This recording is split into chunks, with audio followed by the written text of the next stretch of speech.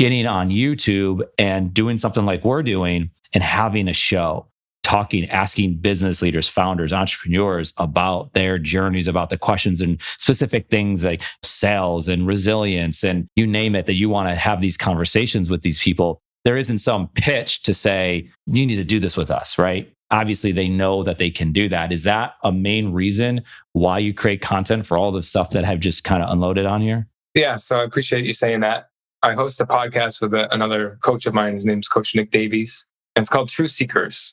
And we developed a mission statement for it because we wanted to stick true to it. And it was to expand consciousness through collaborative content creation. So what that implies, guys, is like when we come together, and this is happening right now, we're having a conversation with both of our perspectives and we're bringing it together to reach a new level of understanding, of information, so that the viewers of this can think it's valuable.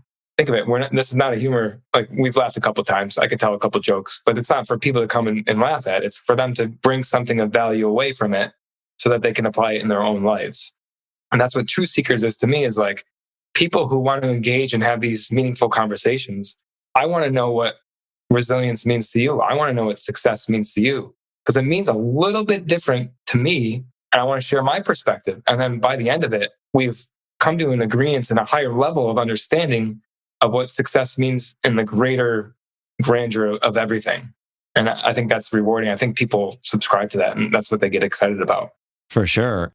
When I have this conversation with you, if no one listens to it, we still had this conversation. I get to learn from it. And then I think of it, okay, well, John on our team, he's going to be working on it behind the scenes. He's going to have to listen to it. He's got to write something about it. He's going to have to take away something from it. I hope you enjoy it, John. Yes, right. That's perfect. There's a level of training. And, someone asked me, what's your training process? Oh, we have great training. Well, you have like a training manual? No. Like it's our content. It's our story. And then it's the mentorship and it's the interactive and it's like the stuff that you can't write it down on a piece of paper all the time. Although we do that as well. We maybe put it in a blog.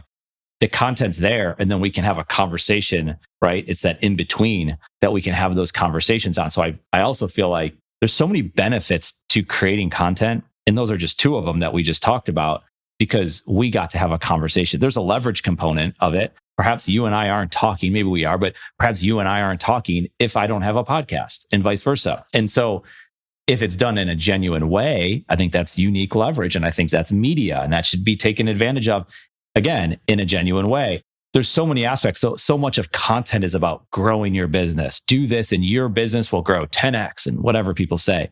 Again, that's not a bad thing. And if you can get new people to become aware of your business and what you do, by all means, like I think it's awesome. We've been reached out to by multiple people. How did you hear about us? We found you on Google. We loved what you said. And then we talked to you and that's awesome. But those are other benefits. I think the core benefit is what you were talking about. And do you see that as well when you're having these conversations? You're like, this is pretty awesome that I get to have this conversation. It allows me as a coach to even get better as to what I do. Oh, definitely. Yeah. I like what you said about this is the leverage point. But then like if we take it a step further, what I see is we're unattaching ourselves from an end result. We're not doing this to achieve anything, to get anything out of it. And when we allow ourselves to play and have fun, that's where the magic happens. Like we're engaged, we're present in this conversation. I'm not typing an email on the side. I'm not trying to accomplish anything. And I think so much of the business world is like end results driven. We live month to month, quarter to quarter. What's your sales numbers? What's this? What's that? And that goes against the laws of abundance, like the natural laws of the universe. And when we understand how those work, it's funny because it's more effortless. It's more free. And you think the opposite has to be true. You got to work harder. You got to work longer hours. It's just being present and doing the things that come natural to you and are fun, because out of that comes great things. And you can't predict what they are. And we won't even know what they are with this podcast. But like I'm enjoying myself talking to you because this is one of my hobbies, is being contemplative about conversations. And we're talking about psychology and mind scan and formal axiology. I love this stuff. This is amazing. So yes, to your point, if nothing else, if I don't hear anything, if I don't get any likes, if I don't have anybody wanting to take the mind scan, this is a victory because I'm having an engaging conversation with somebody from Buffalo. Yes, right. That I'm enjoying. I'm being present and enjoying it and I'm unattached from any desired result that I want to get out of it. I think it's important what you said. You're like, this is a hobby. Like you enjoy this stuff. And I had to get there to realize, wait a second, what if my hobby is what I do? What if it's the creativity? What's the thinking? What if it's the reading? And once you enjoy it, well, then it's just easy. And then to have these types of conversations to say, did I work today? Because yeah, you really did. And you also made the other point of to have that conversation where that's it. It's just the two people or whoever, how many people are in the room talking. Everything else is put away. It's rare to find that today, to have that avenue or to have that connection to where there's not something disconnecting us. I mean, there's always something, right? I have a computer screen, you have a computer screen in front of you. I try to turn off I don't typically have alerts anyway, but somehow it's like some setting change and alert's going to come in and you're like, I was trying to avoid it, but you know what I'm saying? Like it is a rare experience to then just really dive into this type of conversation. So I completely agree with you. Why YouTube? That was the most accessible point. We're just this week rolling out subscription. Will be on Apple Podcasts and Spotify moving forward. So I like YouTube because that's the visual too. Sure. So much of our communication is, I think it's like 7% of communication is just the words. Yeah. And there's, tonality and then physiology. And like you get the whole kit and caboodle when you get to watch a video, see somebody's body language and hear their tonalities go up and down and watch their excitement. I think even as we go into Apple Podcasts and Spotify and all these other platforms, we're still going to post on YouTube. Sure. We drive people there. Yeah. No, I think it makes a lot of sense. I mean, just even having a conversation where I can see the other person. I've done it over phone when I had to, or earlier on when we were doing it. And there's aspects of that I like that too, but being able to interrupt, like, oh, we want to add something, or you just there's some signals going on there. It's just easier to communicate. And then also obviously for people to watch it. And I think you make a good point. Like, and that's what we talk about is do the easy thing.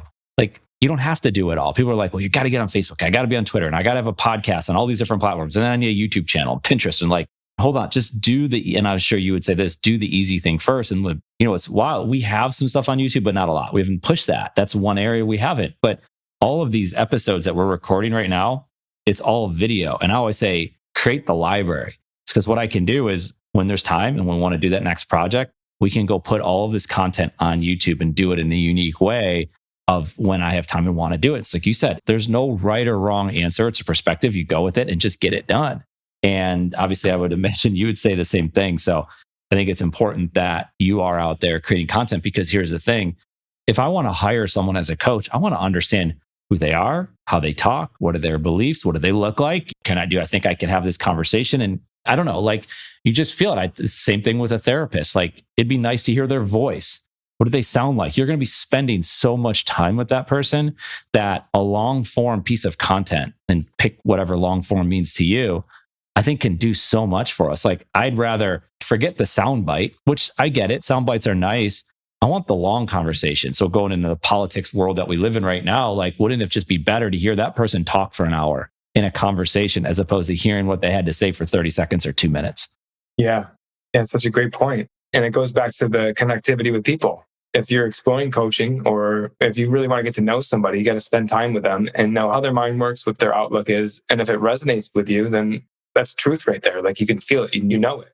I had this example pop up when you were speaking, like think of high school sports, college sports. Think if you had a roster of coaches that you can hear their style, or they have to almost sell to you, like what they're going to bring to you as an athlete.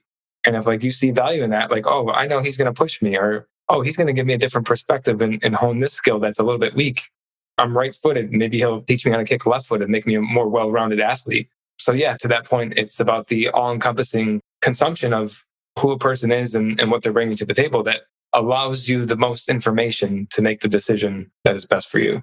Yeah. And I think that's a great example you use with coaching, because there's only so many Bobby Knights and they're only so accessible that you can understand like, no, my son needs to be that military style and he needs to go and play at that school and whatever, or someone else. But that's the recruiting piece of it, because we see that as well, that people have found us based on our content. I bet you people have, I don't know what the word would be, unfound us. Maybe they hear it and like, they don't agree with it. I don't want to be a part of that. That's okay too, right? So it works in all different directions. So that soccer coach at a university, if he doesn't want the player that's not willing to handle the, I'm tough on my kids and this is how it's going to be. And if you show up 1 minute late to practice, I promise you're sitting.